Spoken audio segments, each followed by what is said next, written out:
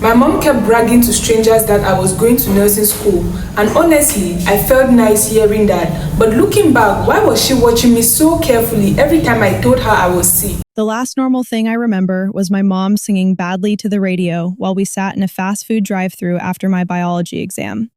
I was 19, exhausted, and still laughing because she kept bragging to the cashier that her daughter was basically already a nurse. We were parked outside the hospital 20 minutes later, but at that point, I still thought everything was okay. My stomach hurt, sure, and I felt dizzy when I tried to get out of the car, but my mom kept squeezing my hand and telling me I just needed fluids and rest. That's why I trusted her when she smiled at the triage nurse and said, "She gets anxious sometimes." But when I looked down and saw blood dripping onto the ER floor, my mother didn't look scared at all. She looked calm. Before we continue, please hit the like button, subscribe to the channel, and turn on the notification bell for updates. The nurse behind the desk stood up so fast her chair rolled backward into the wall. She grabbed a wheelchair and pushed it toward me while asking questions I could barely process. My ears were ringing. The fluorescent lights above us felt too bright, and every sound in the waiting room seemed weirdly far away, like I was underwater. "How long has she been bleeding?" the nurse asked. Before I could answer, my mother spoke calmly over me. "It just started. She panics when she sees blood." Her voice sounded smooth, controlled, like she'd already rehearsed it. I remember staring at her because it didn't match what I was feeling at all. My hands were shaking so hard I couldn't hold my phone. My stomach felt like something inside me was twisting tighter every second. But my mom just kept rubbing circles on my shoulder like she was soothing a child after a nightmare. "You skipped meals again, didn't you?" she whispered. "That's why you're dizzy." I nodded automatically because that was easier than arguing. She'd always explained my pain away like that. Headaches were stress, fevers were dramatics, sprained ankles were attention-seeking. Growing up, she used to joke to relatives that I could make a paper cut look fatal. Everybody laughed when she said it, including me. The nurse wheeled me through double doors into the ER while my mother walked beside us carrying my purse. I noticed people staring at the blood on my clothes. A man sitting near the vending machines actually stood up as we passed. That was the first moment a cold feeling hit me in the chest. Maybe this wasn't normal. A monitor got clipped onto my finger. Another nurse wrapped a blood pressure cuff around my arm. Machines started beeping beside me while someone asked if I could rate my pain from 1 to 10. Before I answered, my mother gave a small laugh. "She's very sensitive to pain," she said. And for the first time that night, the nurse didn't look at my mother.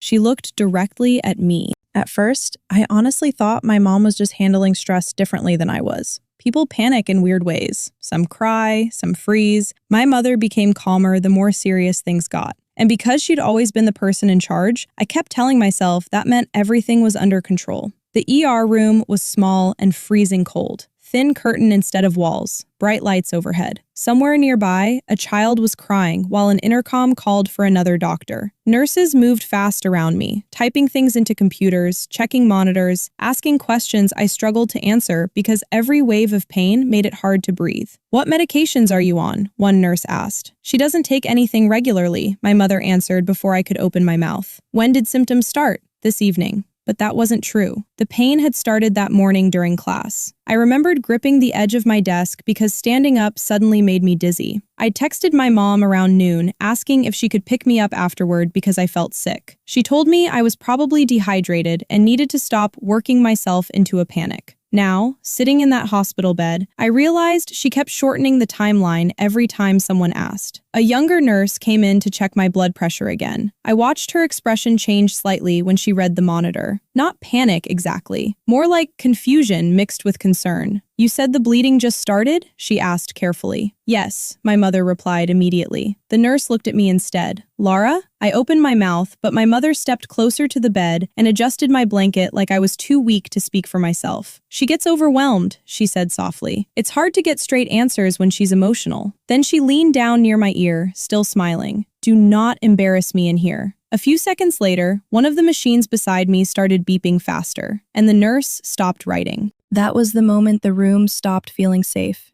Not because of the machines, not even because of the pain. Because I realized everyone was starting to listen to my mother more than me. The nurse adjusted the monitor again, frowning at the numbers on the screen. My heart rate kept jumping higher every few minutes, and I could feel sweat collecting behind my neck, even though the room was freezing. Every movement sent a sharp pressure through my stomach so intense it made my vision blur. "We should probably get imaging," the nurse said quietly.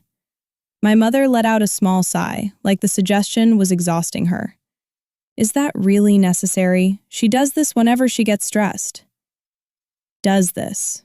Like bleeding through my clothes in the emergency room was some kind of routine behavior.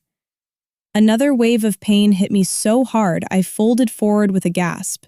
Blood soaked deeper into the thin hospital sheet underneath me. The nurse immediately stepped closer, but my mother reached me first, gripping my wrist tightly enough to hurt. "Larra," she said through clenched teeth, still wearing that calm smile, "you need to relax." I looked up at her, confused more than scared now, because she wasn't acting worried at all. She was acting irritated.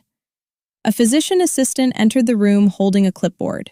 He asked a few questions, glanced at the monitor, then mentioned ordering scans and blood work. Before I could answer, my mother interrupted again. "She has anxiety attacks," she explained smoothly, "and she has a very low pain tolerance." The physician assistant hesitated, just for a second, but I saw it happen. I saw doubt creep across his face while I sat there barely able to stay upright. Then the younger nurse quietly pulled at the edge of his sleeve and whispered something to him near the doorway. He looked back at me immediately. That's when the nurse turned toward my bed and asked, carefully, "Larra, do you want to go home tonight?" I tried to answer, but another violent stab of pain tore through my stomach, and my mother answered for me.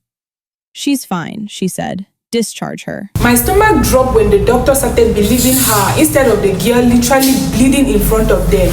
How does that even happen? The room went silent after she said it. Not completely silent. The monitors still beeped, carts still rolled somewhere down the hallway, but inside that little ER space, everything suddenly felt strained and wrong. Even the nurse standing beside me froze for half a second, like she couldn't believe what she'd heard. I could. Because deep down, I think I already knew my mother wanted us out of there before anyone looked too closely. The physician assistant shifted awkwardly. "We still need to—" "She's exhausted," my mother cut in smoothly. "She hasn't been sleeping. Once she calms down, this will pass." Pass. I was gripping the sides of the bed hard enough that my fingers hurt. My entire abdomen felt swollen and burning now, like pressure was building inside me with nowhere to go. Every breath came shallow because taking a full one made the pain worse. The nurse stepped closer again and lowered her voice. "Larra, can you tell me where the pain started?" Before I answered, my mother squeezed my shoulder hard. Not comforting, warning. "She gets confused when she spirals," she said. The unfairness of it hit me all at once. I was the one bleeding. I was the one barely conscious. But somehow, I sounded less believable than the woman standing beside me calmly holding my purse. I forced myself to speak anyway. "It started this morning." My mother's head turned sharply toward me. The nurse noticed immediately. "This morning?" I nodded weakly. "I collapsed in class earlier." The nurse's expression changed completely. "Collapsed?" "She fainted for like 2 seconds," my mother snapped. "You're making it sound dramatic." But now the nurse was staring at the monitor again, and this time she looked genuinely alarmed. She stepped out into the hallway quickly. I heard fragments of hurried conversation, words like pressure, bleeding, unstable. Then another contraction of pain ripped through me so violently I cried out. At that exact moment, the ER doors swung open farther down the hall. A man in dark blue surgical scrubs walked past my room, then suddenly stopped. He backed up 2 steps and looked directly at me. His entire face changed.